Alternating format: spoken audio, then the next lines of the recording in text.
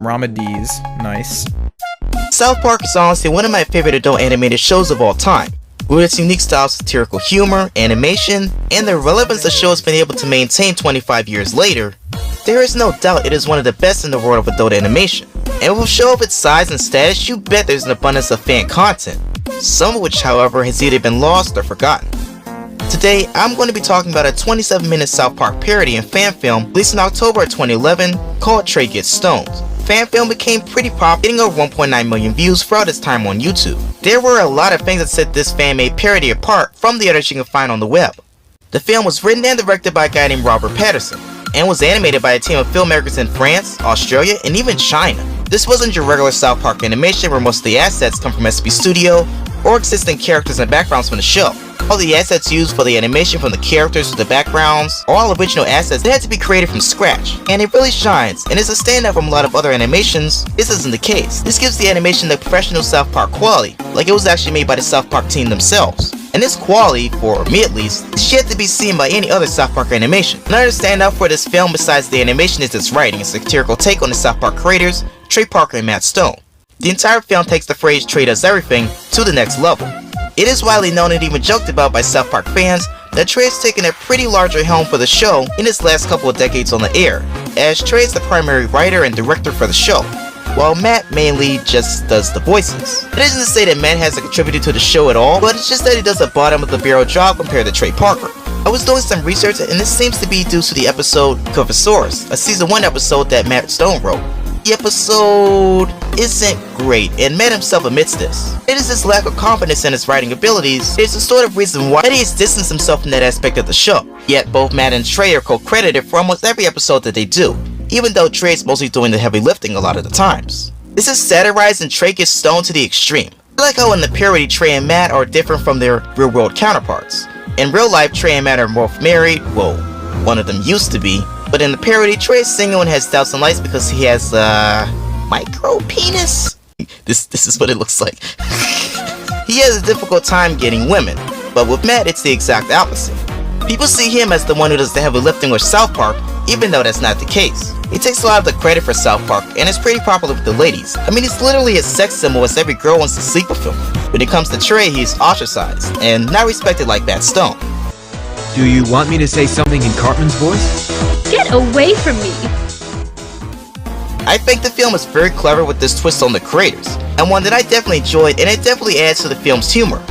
Throughout the film, we focus on Trey and his dilemmas. In the first scene, Trey is working on a musical, one that will be more serious and won't have any South Park style humor. When he pitches a script to some executives in Hollywood, continually push Trey to add more South Park style humor into the play, even though Trey wants to keep the play serious. After having a run-in with Timmy and Jimmy cameos, yeah, they're in here, getting his ass handed to him by Tom Cruise and John Travolta, Trey makes his way back home, only to find out that his musical script has been rejected. Trey and Matt then go their separate ways after a tense argument over who's really the brains behind South Park. At this point, we are halfway through the film, and it's really off to a great start. We have great satire on Trey and Matt, but instead of trying to clone their exact personas, they've changed their personalities a little bit to give this absurd feel to it, which is exactly what Matt and Trey do in South Park itself. Even though this is a parody, I feel that the person who made this really tapped into South Park's philosophy and his storytelling brilliantly when making this. It just works very well, to the point where it feels like this is a real South Park episode even though it isn't. In the second part of the film, Trey's at South Park Studio and starts to work on that week's episode in Matt's absence, meaning a lot of the characters he voices are also absent. Discussing this with an employee, Trey spots a new employee by the name of Amber, who totally digs him. She believes Trey is solely responsible for South Park and its greatness, to the point where she has no clue about Matt Stone, and Amber becomes a love interest for Trey for the rest of the film. Also, just a side note here, I love how in the parody that South Park staff still utilizes cut-out stop-motion animation like from the Christmas specials in the first South Park episode. I just found that pretty cool. Actually, every scene in SB Studios is great, as something is always going on to move the story along. Speaking of that, we get this great musical in the parody that's so dumb it just works. It's a song about Trey's childhood and growing up realizing that he has a micro penis instead of a regular penis, and puberty doesn't help him at all. I kinda find it hilarious how funny yet catchy it is, especially this last part. Men are from Mars, women are from Venus. Is there a woman out there for a man with a micro penis? After Trey's musical number, Trey and Amber watch some TV, and we discovered that Matt Stone has created his own garbage reality TV show called Stoned, where, just watch the clip. It hurt so much, but I felt so ashamed, so I killed him. I poisoned my father and killed him. You just got stoned! What's going on here? What? No! You're so lame, buddy. You just got stoned! Amber then questions Trey on why Matt said he created South Park, and Trey finally admits to Amber that he co-created South Park with Matt, yet Matt gets all the credit. Amber then proceeds to tell Trey how she thinks it's unfair that Matt gets all the credit for South Park when Trey's doing all the heavy lifting. This gives Trey the insane and wild idea to fire all of his employees so he can work on the show and get all the credit. Hello, South Park employees. I'm here on this screen to thank you for the hard work you've put into the show these past years, and to let you know that from this time forward, your services will no longer be required. For too long, my talent has gone unrecognized while I let people perform jobs I could quite easily do myself. From now on, South Park will be created by myself and myself only, and I will finally get all the credit I deserve. He can't do that to us! I've got a family to feed!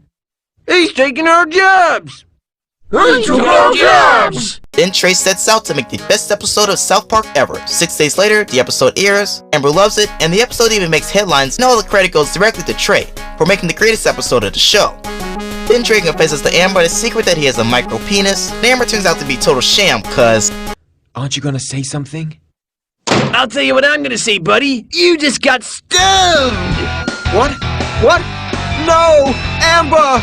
Amber, you just won 2 weeks of partying right in the heart of Hollywood with a bunch of hot guys with normal-sized penises, like me and Mel Gibson. Who needs Mel Gibson? Oh, you know it, girl. Then the episode ends. After watching it twice now while writing and recording it, I have to say that this fan film was dope. The amount of time and effort put into the film is amazing, and the writing is definitely derived from South Park and the style of storytelling and humor, as I said before. And overall, for something that was made almost 11 years ago, it feels so timeless to me. But why has this great piece of fan media for South Park been forgotten? Well, for starters, this fan film is no longer on YouTube. I did some digging and it looks like the film was privated, which is pretty strange. I remember discovering the parody sometime in 2018, and at that time it was right on YouTube. Nowadays, you can only find the short on the back corners of the net, on a site called MetaTube, which has horrible playback speed and is filled to the brim with ads. Thankfully, I was able to download it without much of a hassle. I was kinda curious to see when the short was privated or taken down, so I used the Wayback Machine to see when the last time the parody was archived on YouTube. It was actually archived pretty recently, about 10 months ago, in June of 2021.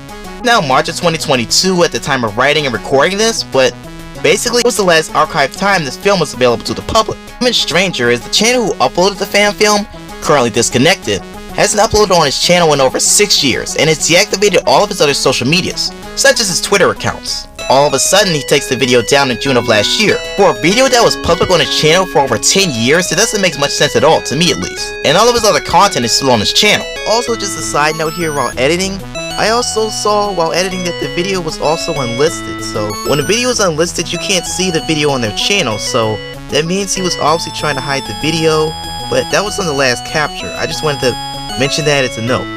I was also able to find an archive of a website dedicated to the fan film, but it doesn't have much info that I've already seen.